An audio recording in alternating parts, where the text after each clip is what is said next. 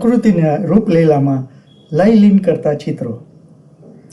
પ્રકૃતિ જ મૂળત આધાર છે અસ્તિત્વનો. પૃથ્વી, જલ, વાયુ, અગ્નિ અને આકાશ એ પંચ મહાભૂતોનું વૃત્ત સત્વ જ પ્રકૃતિ રૂપે પ્રગટે છે. સત્વ જ પ્રકૃતિ રૂપે પ્રગટે છે. પ્રકૃતિ સહજ વિલાસ છે. એ હોય છે, કશું બનતી નથી. એટલે જ પ્રકૃતિ પરમ સત્ય છે. એમાં કશું થવા કે બનવા માટે વિકાર નથી, એટલે કૃત્રિમતા પણ નથી.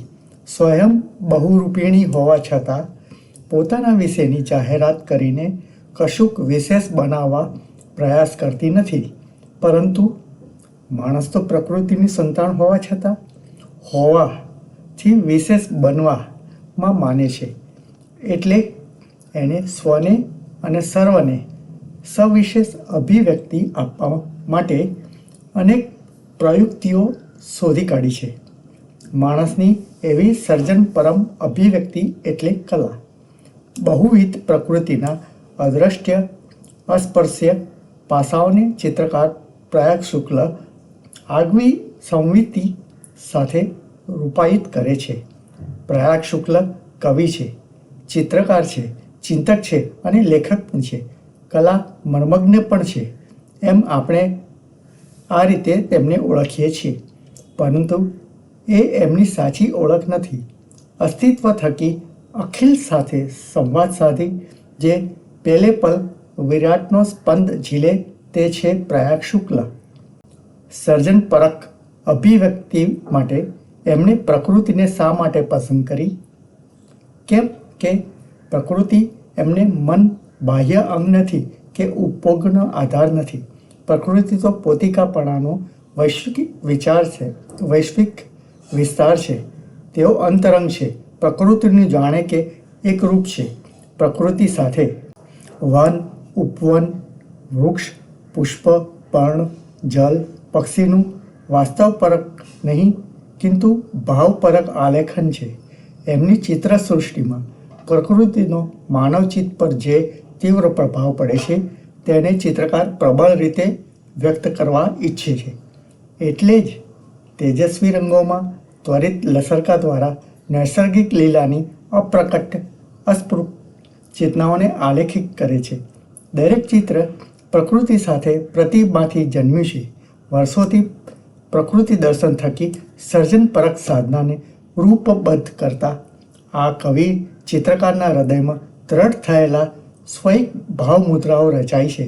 તેનું પ્રગટીકરણ છે આ ચિત્રોમાં. જીવન પર્યાતના ધ્યાનમાંથી, એકાગ્રતામાંથી, એક તીવ્ર સમાજમાંથી ચિત્રો સર્જાયા છે.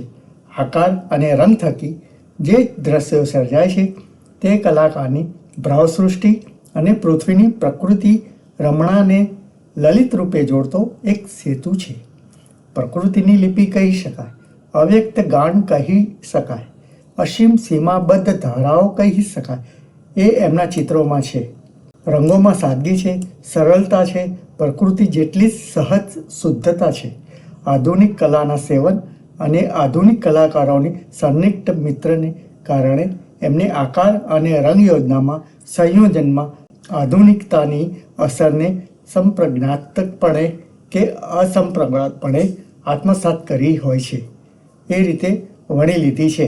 તેજસ્વી રંગો, સરળ આકારો, ત્વરિત લસરકાઓ, પ્રભાવક સંયોજન ઇત્યાદિ પ્રવૃત્તિ પ્રભાવ સંક્રમિત થાય છે. પ્રકૃતિના જીવનદાયી સકારાત્મક મૂળગામી જે પ્રભાવક પાસા છે તે સર્વ પ્રતિકાત્મક રીતે સૂચિત થયા છે. એમાં બાલ સહજ મસ્તી પણ છે અને વિચારકની ગહન ઉપસ્થિતિ પણ છે. આ ચિત્રો સરળતા સહજતાના સ્તરે રહી ચિંતનધન પ્રતીતિ સુધી દોરી જાય છે. ભાવકના ચિત્તને પ્રભાવિત કરે છે અને પ્રકૃતિને પ્રેરક સંવાદિતામાં રસિત કરે છે. વર્ષોથી પ્રકૃતિના બહુવિધ બહુઆયામી સૌંદર્યનું રસપાન કરી રહેલા સંવેદનશીલ કવિ, સંપન્ન લેખક અને પ્રબુદ્ધ કલાત્મક શ્રી પ્રયાગ શુક્લને કોરોના કાળમાં અભિવ્યક્તિ જુદું જ રૂપ મળી આવે છે. ચિત્રકલાનું 80 વર્ષની વયે તેઓએ રંગ રેખા, આકાર અને પોતાની સર્જનશીલતાને આકારિત કરવાનું સ્વીકાર્યું અને ઉત્તમ પરિણામ પણ સિદ્ધ કર્યું.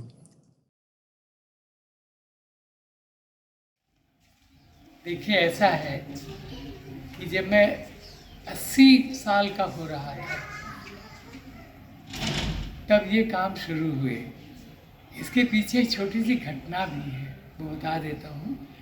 मेरी छोटी बेटी वर्षिता, वो नॉर्वे में थी, शादी के बाद वहाँ चली गई थी, तो उसको कैंसर हुआ और वो नहीं रही एट द एज ऑफ 49.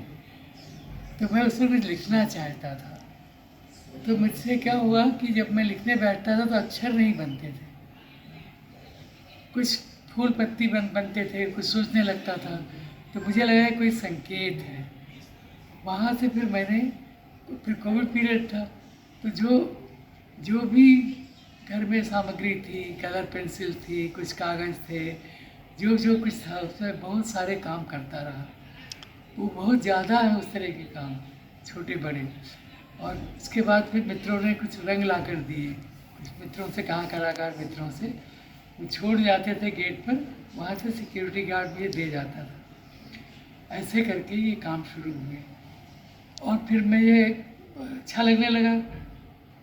अब ये जो फूल पत्ती या प्रकृति की बात है, तो आपको ये बताना चाहता हूँ कि मेरे बारे में लोग बोलते भी, मेरी कविताओं के बारे में, क्योंकि मैं तो कवि हूँ, कविताएं लिखता था.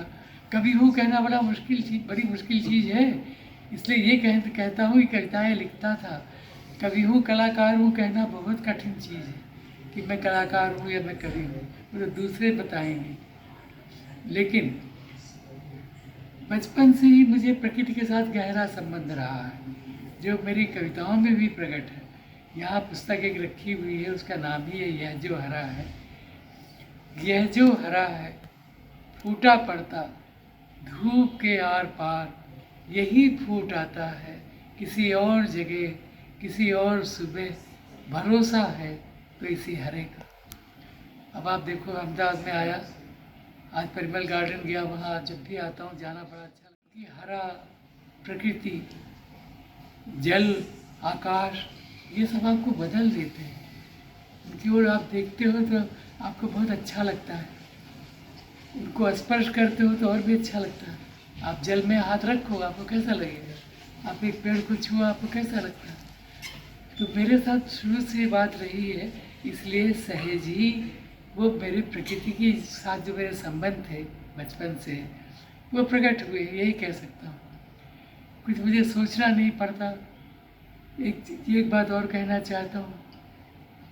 मेरी एक मित्र ने पूछा मुझसे एक दिन कि आप इतने पेड़ क्यों बनाते हो? तो मैंने कहा, पेड़ आदमी को कभी अकेला नहीं रहने देता. आप एक घर की कल्पना करो जहाँ पेड़ नहीं है, और एक घर के बारे में सोचो जहाँ एक पेड़ है या दो पेड़ है. खिड़की से वहाँ जो रहता है या रहती है, वो जब खिड़की से बाहर देखेगा या देखेगी तो उसका अकेलापन महसूस नहीं होगा. लेकिन अगर पेड़ नहीं आसपास तो होगा, एक उजाड़ सा लगेगा. बहुत बड़ी चीज़ है प्रकृति. और प्रकृति का जो प्रतीक है, जो सिंबल है, वो पेड़ है. सबसे अधिक वहीं से प्रकृति प्रकट होती है. वर्षा आती है, उस पर गिरती है. धूप आती है, उस पर उतरती है. गिलहरी उस पर चढ़ती है. पक्षी उसको अपना घर बनाते हैं. प्रकृति की सारी चीज़ें आपको पेड़ में मिलेंगी. छनकर आता हुआ आकाश, आप देखो डालियों के बीच से आता है ना, आकाश आता है. बारिश होती है.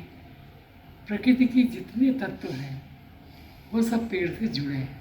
और उसको वो धरती के अंदर भी है, मिट्टी में है. तो मिट्टी, सूर्य को अगर आप मानो तो अग्नि, जल, पवन तो है ही, सब पेड़ के साथ है. इसलिए ये पेड़